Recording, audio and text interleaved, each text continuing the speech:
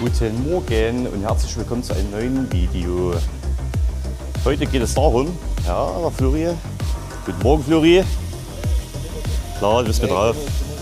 Willst du mit drauf sein?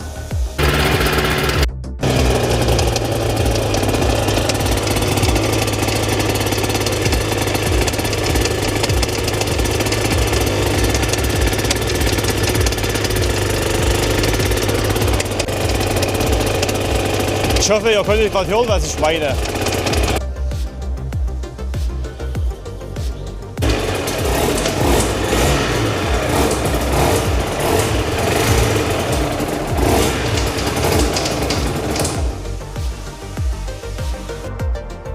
Schauen wir mal rein, was hier passiert.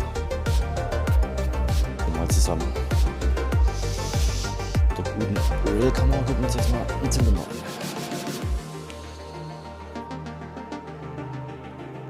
Sieht gar nicht ganz gut aus.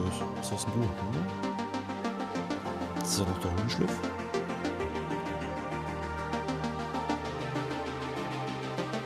Gut, ich denke mal, dass hier oben erstmal nichts kaputt ist. Das bedeutet, wir suchen weiter. Müssen wir doch etwas mehr auseinanderbauen.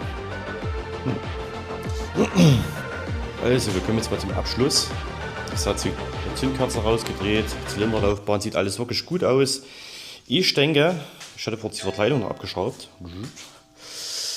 dass es entweder aus dem Kurbeltrieb kommt oder aus dem Getriebe. So, keine Ahnung, also mit mal schnell ist ja gar nichts, obwohl das ein sehr wunderschönes Motorrad ist. Ja, die gute Zweitaktmaschine aus 2000 und war halt relativ günstig. Deswegen habe ich da auch mitgenommen. Mal gucken, ob ich einen gebrauchten Motor finde oder was wir da jetzt machen. Ansonsten bleibt sie erstmal stehen oder wird verkauft. Mal gucken, wie ich Lust und Laune habe. Ansonsten wünsche ich euch noch einen schönen Tag und ich hoffe, das Video hat euch gefallen.